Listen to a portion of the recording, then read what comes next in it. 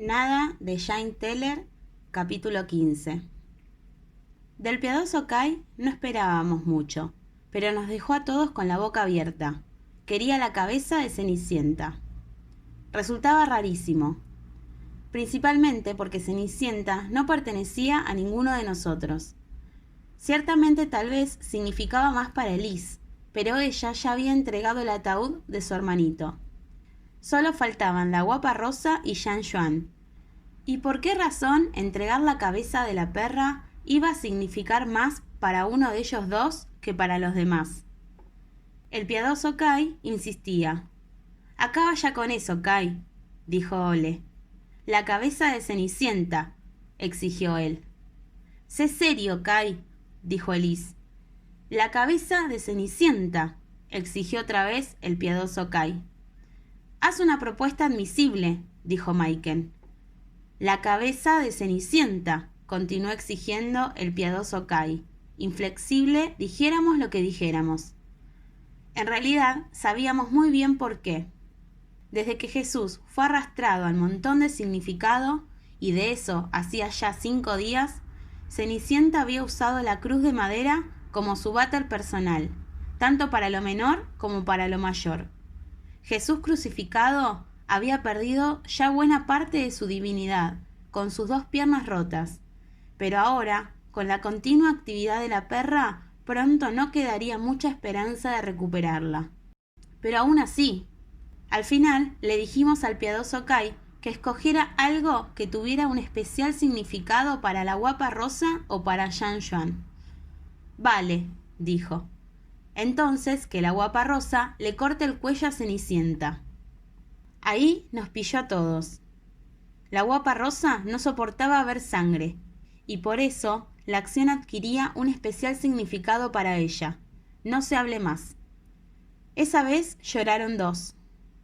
La bella Rosa lloró y suplicó piedad diciendo que era incapaz de hacerlo, que se desmayaría a la mitad y quizá tendría un ataque epiléptico. Tendría que ir a emergencias y no sería ya nunca más la misma. Elise lloró como nunca lo había hecho sobre la tumba de su hermanito. No nos apiadamos de ninguna de las 2. Por un lado, la bella Rosa debía calmarse. La cabeza de Cenicienta era un sacrificio sustancialmente menor que el que muchos de nosotros tuvimos que hacer. Por otro lado, todos habíamos sospechado que Elise no había hecho un gran sacrificio, y que en realidad se había alegrado de que se desenterrara el ataúd de su hermano. El piadoso Kai obtuvo 2 sacrificios con una sola oración. El padre de Jean Juan era carnicero y tenía la tienda en la misma casa donde vivía la familia. Y después de un par de intentos fallidos, logró zafarse con un largo cuchillo de cortar carne recién afilado. Se lo trajo a la serrería y lo clavó en uno de los pilares donde esperaba reluciente a que la guapa Rosa se concentrara. Fue más rápido de lo que habíamos imaginado. Cuando salimos de la serrería esa tarde de otoño fría y ventosa, Cenicienta había afinado, y su cabeza nos miraba colérica desde encima de todo el montón, mientras su cuerpo seguía encaramado al ataúd del pequeño Emil, ahora más rojo que blanco y desconchado. Blanco, rosado, rojo como muerto. A la guapa Rosa se la había visto extrañamente impasible durante todo el día en la escuela. Más tarde afirmó que estuvo a punto de desmayarse, que había sido peor que repugnante y que había apagado la luz de la serrería para no ver la sangre. Eso de apagar la luz tal vez había sido bastante buena idea, porque al ver ella el ataúd con sangre y el cuerpo de Cenicienta sin cabeza, se desplomó sin previo aviso. El gran Hans y Ole la trasladaron al otro extremo de la serrería y colocaron algunos tablones de madera delante para que impidieran la visión del ataúd y Cenicienta. A ella no se atrevieron a tumbarla fuera por si pasaba alguien en ese momento. Jean Juan miró el cuchillo que volvía a estar clavado en el pilar, ahora totalmente oscuro de sangre seca. ¿Quién hubiera creído que vivía una matarife dentro de la guapa Rosa?, irrumpió carcajeándose. Quizá no se habría reído tanto si hubiera sabido cuál iba a ser la contribución de la guapa Rosa. Capítulo 16. Había algo sospechoso en ello. No en que la guapa Rosa hubiera podido cortarle el cuello a Cenicienta sin tambalearse, y después se hubiera caído redonda al ver la sangre en el ataúd, aunque eso fuera ya bastante raro en sí mismo. No, lo sospechoso afloró cuando la guapa Rosa pidió el dedo índice de la mano derecha de Jean Joan. Ocurrió un martes por la tarde, poco después de que hubiéramos llegado todos a la serrería, empapados por la persistente lluvia monótona que también se colaba por los agujeros del techo y formaba charcos en el serrín, tan grandes que todavía no éramos lo suficientemente altos para saltarlos. Rique Úrsula dijo que eso no se podía pedir, y aún menos de Jean Joan, que tocaba la guitarra y cantaba las canciones de los Beatles tan exactas como las originales, y no podría hacerlo sin el dedo. Y por eso la guapa Rosa no podía pedírselo. Sí, dijo la guapa Rosa sin explicar por qué. No, dijo Rique Úrsula, y los demás la apoyamos. En algún punto debía ponerse el límite. Sí, dijo la guapa Rosa. No, repetimos todos. Y cuando esto fue repetido un sinfín de veces, fue como si la guapa Rosa le abandonaran las fuerzas y nuestro no, acogido con un silencio producto del agotamiento, hizo pensar que habíamos ganado. Solo hasta que Sophie se entrometió. ¿Cómo? ¿Es que no tiene importancia alguna el dedo índice de Jean Joan? No pudimos responder que no, pero un dedo, sin embargo, no era algo que pudiera pedirse. Sophie se mantuvo en sus 13 sin poder entender en absoluto que eso pudiera dar pie a controversia alguna. Los demás han obtenido lo que querían, y si la guapa Rosa quiere el dedo índice de Jean Joan, debe poder obtenerlo. Al final accedimos, porque de todas maneras, pensamos, ninguno de nosotros querría cortarle el dedo a Jean Joan. Lo haré yo, dijo Sophie brevemente. La miramos unánimemente callados. Una extraña frialdad la envolvía desde aquello de la pérdida de la inocencia. Frío, muy frío, helado, nieve y hielo. En ese momento me acordé de que Jean Joan había estado aquella tarde en la serrería, y no quería imaginarme qué había hecho con el dedo. Pero ahora sabía muy bien quién le había cortado el cuello a la pobre perra. Sophie, la ladina. No le comuniqué a nadie mis pensamientos. En primer lugar, porque no estaba segura de que el dedo tuviera que ver con la obligada entrega de Sophie. En segundo lugar, porque ya no me sentía segura con lo que Sophie podía llegar a maquinar. Varios de nosotros estábamos contentos, porque el montón de significado estaba a punto de ser completado. A Jean Joan eso le daba igual. Para él podía ser el principio o el final. No quería entregar su dedo índice. Si Jean Joan no hubiera sido el último, quizá le hubiéramos perdonado el dedo. ¿Quién sabe lo que podría ocurrir después? De todas maneras, esa no era toda la verdad. Porque la verdad es que si Jean Joan no hubiera sido el líder de la clase, el que lo decidía todo y tocaba la guitarra y cantaba las canciones de los Beatles cuando a él le venía la gana, le hubiéramos perdonado el dedo. Pero tal y como estaban las cosas, no había nada que hacer. Tenía que ser el sábado por la tarde. Primero Sophie le cortaría el dedo. Después le haríamos un vendaje cubriéndoselo.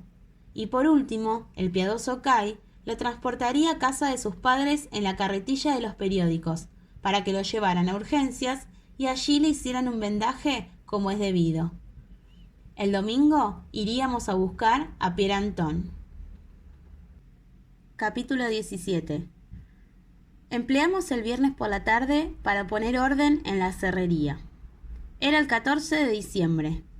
No faltaba mucho para la Navidad, pero no pensábamos en ella. Teníamos cosas más importantes que hacer.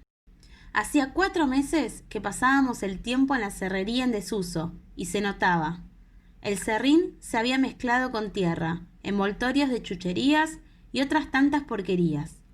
El suelo de cemento agrietado había perdido su uniformidad para formar ondulaciones y montículos entre los pedazos de tablones que habíamos esparcido por doquier para jugar a la tierra está envenenada y para sentarnos en ellos. Las arañas parecían no haber interrumpido su actividad a causa de nuestra presencia. Al contrario, era como si hubiéramos favorecido sus posibilidades de captura. Todas las esquinas y rincones estaban repletos de ellas.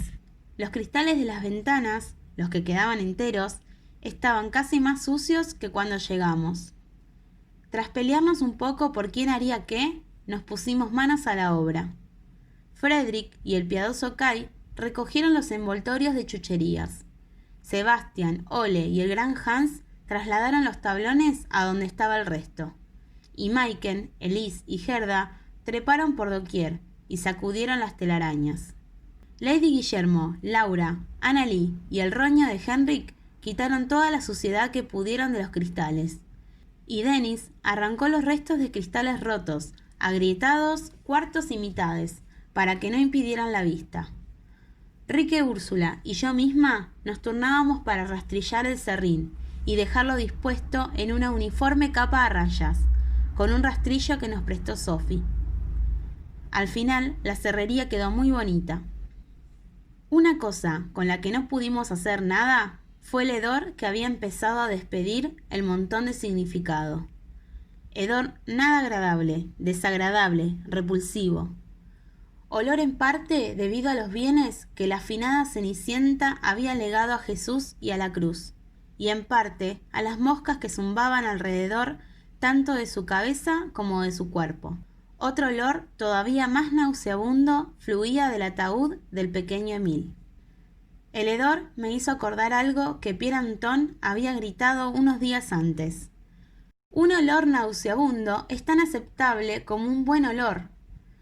Ya no le quedaban ciruelas para tirar, así que para acompañar sus palabras golpeaba con la palma de la mano en la rama donde estaba sentado. Es apodrido a lo que huele, y cuando algo se descompone, se está convirtiendo en algo nuevo, y lo nuevo que se crea huele bien. Por eso no hay diferencia entre algo que huele bien y algo que huele mal. Los dos forman parte del eterno carrusel. Yo no le di respuesta, tampoco Rique Úrsula y Maiken que iban conmigo. Solo nos encogimos un poco y nos apresuramos hacia la escuela sin comentar lo que acabábamos de oír. Ahora me hallaba en la ordenada serrería, tapándome la nariz, y supe de pronto que Pierre Anton tenía razón. Algo que olía bien pronto se convertiría en algo que despediría un olor nauseabundo, y algo que olía mal iba en camino de convertirse en algo que oliera bien. Pero también sabía que yo prefería algo que olía bien a algo que olía mal. Lo que no sabía era cómo explicárselo. Era hora de darle un final al significado. Hora ya, la hora final, el último momento. Ya no era tan divertido como antes. En todo caso, no para Jean Joan. Ya el viernes empezó a lamentarse mientras limpiábamos sin que sirviera de nada que Ole lo mandara a callar. «Me chivaré», respondió Jean Joan. Entonces se hizo el silencio. «No te chivarás», dijo Sophie con frialdad. Pero él no se dejó impresionar. «Me chivaré», repitió. «Me chivaré, me chivaré, me chivaré», repetía como una canción sin melodía. Jean Joan quería chivarse diciendo que la historia que habíamos inventado para que explicara a sus padres era pura mentira, que no era verdad ni mucho menos que él hubiera hallado el desaparecido cuchillo de su padre y que se hubiera cortado el dedo al arrancarlo de la madera donde estaba clavado. Era insoportable escuchar esos continuos lamentos, así que Ole dijo gritando que se callara o le caerían un par de tortas. Ni eso le hizo efecto, y Ole tuvo que atizarle un par de ellas. Pero eso solo transformó los lamentos en un agudo aullido, que no cesó hasta que Richard y Dennis sujetaron a Ole diciendo que ya era suficiente. Entonces mandamos a Jean Joan a casa, con el encargo de que volviera al día siguiente a la 1. Si no apareces, te daremos una paliza, le gritó Ole. No, dijo Sophie meneando la cabeza. Si no apareces, te cortaremos la mano entera. Nos miramos. Nadie tuvo duda alguna de que Sophie lo decía en serio, ni tampoco Jean Juan. Agachó la cabeza y salió corriendo a todo gas de la cerrería. El sábado, cuando faltaban 5 minutos para la 1, apareció Jean Juan. Esa vez no corría, sino que caminaba lentamente, como tambaleándose, hacia la cerrería. Lo sé, porque Ole y yo estábamos esperándole afuera tiritando, azotados por un viento helado y con las manos en los bolsillos, preparados para ir a por él si no venía por su propia voluntad. Jean Juan empezó a lamentarse nada más vernos. Yo recordé el empecinado silencio de Sophie esa vez de la pérdida de su inocencia, y ella le dijo que guardara silencio y se calmara. Vaya llorica has hecho, llorica, gallina, Jean Joanne. No sirvió de nada, y los lamentos de Jean Juan empeoraron cuando entramos en la nave de la cerrería, y vio el cuchillo clavado en el tablón encima del banco de cerrar donde había que guillotinar el dedo. Fue Lady Guillermo la que nos proporcionó esta magnífica palabra que expresaba lo que iba a acontecer. A Jean Juan le importaba un pimiento la palabra. Aullaba a viva voz, y era ridículamente, y era imposible entender esos sonidos que no llegaban a ser palabras claras. Pero entendimos una de ellas. «Mamá, mamá», chillaba. Se tiró al serrín y rodó con las manos apretadas entre las piernas, y todavía no habíamos empezado. Era lastimoso. Llorica, gallina, Jean Joanne. Peor que lastimoso, porque él era el líder de la clase y sabía tocar la guitarra y cantar las canciones de los Beatles. Pero en un tristaz se había convertido en una chillona bola lactante a la que le apetecía chutar. Uno de los Jean Juan se había transformado en otro, y a nosotros nos gustaba el primero.